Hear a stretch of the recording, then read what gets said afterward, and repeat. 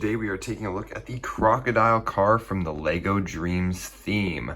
Let's take a look at those minifigures first. Taking a look at the little micro minifigures, I guess, we have a black little gremlin with a very large head holding a spear. And then we got here a little blue gremlin holding a hockey stick, a generic purple pajama wearing kid with a unicorn print on his torso front and back. And then we have a race car driver with both leg printing, torso printing, helmet printing, and then a cool blue tool belt here around his waist. And then he also has an interchangeable hairpiece. And then you have here a hammer. Then for the villain of this set, you have a really neat looking dark figure here. He has this scarf with kind of a hand on there, kind of like grabbing, I'm not too sure, but that is a cool rubberized piece, back printing there. He has a hat with a little eye at the top of it. And then he's got chains and basically leather clothing across there, and then he's holding like a crossbow with an eyeball on the front there. Then you get a super tiny little dirt bike or motorcycle for this gremlin with a single stud to place him on there, so he has a vehicle. Then for the main villain of the set, you have a much cooler looking dirt bike here with those translucent kind of pink wings. You can see these flames in pink here on the handlebars, a printed gauges here. And then there's a seat in the back for the captured people. And then here's where he would stand in here to drive the vehicle. And then it's got a mouth on the front with stud shooters that fire off the front there. So overall, pretty cool little side vehicle here. And you can just capture the pajama kid, I guess, by sliding him on there. Now on to the main part of the Lego set here. I'm just gonna throw our driver in the vehicle.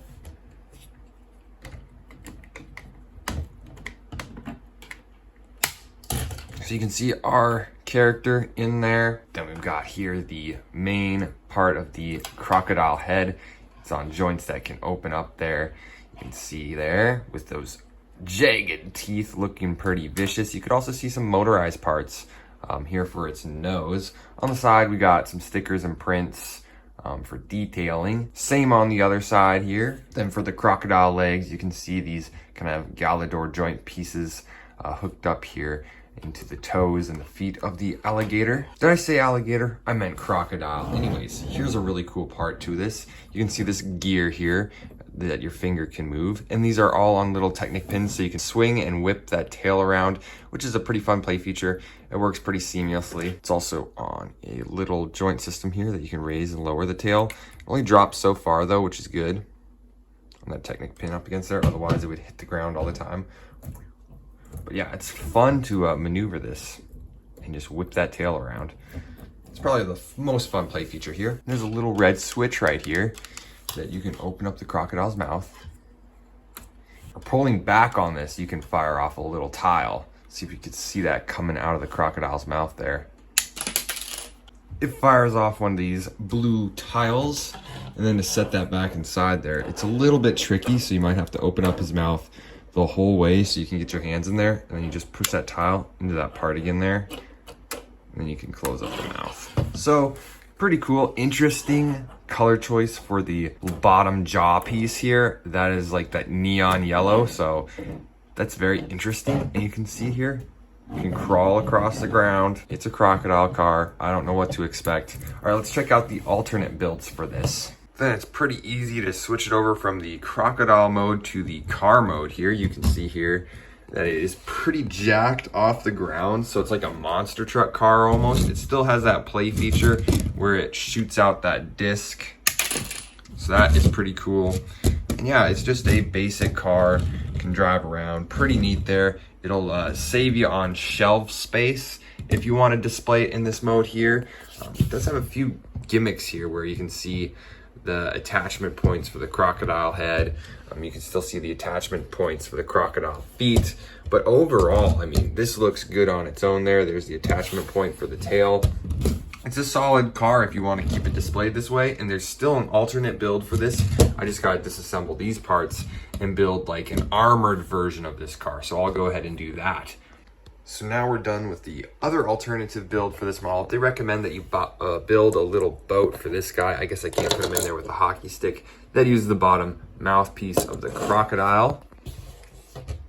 And so here it is. I mean, it's got thrusters in the back there. You can see this engine in the back there. It is a big speed vehicle, I guess now. It has a massive engine on it. And I will point out something with this engine. This engine is actually so massive that our driver can't even see out the windscreen of the vehicle. So I'm not sure how he's supposed to drive properly because he can't see a thing. But from the front on of the vehicle, it has like this shield piece here with teeth on it, and then it's got like a mouthpiece up there. Same play feature where it can shoot that tile. I'm actually gonna shoot it directly at the camera.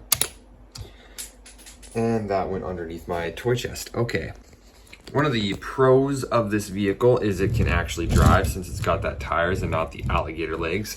I do like this version of the vehicle better, but I do have some gripes that I need to pick with it.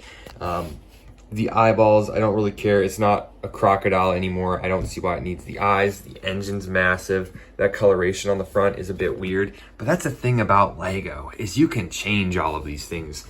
And Lego Dreams inspires you to change these things. So since this is my favorite version of this set, and I have a few gripes with it, I'm going to change it to the version that I plan on displaying. So I went ahead and took off the teeth because I thought they looked very goofy. That engine, so he could see through the windscreen there. That's basically, this is what I think looks the best for this vehicle. But if you still like that engine, I would just go ahead and take a single one of these pieces, place it right there. That way he can still see out the windscreen, and there's that engine look to it. It's just not overbearingly massive, and I think this is the way I'm going to display this model. So thank you so much for watching this review. This was a very fun set to mess around with, and I would definitely recommend getting it. So we'll see you guys in the next one.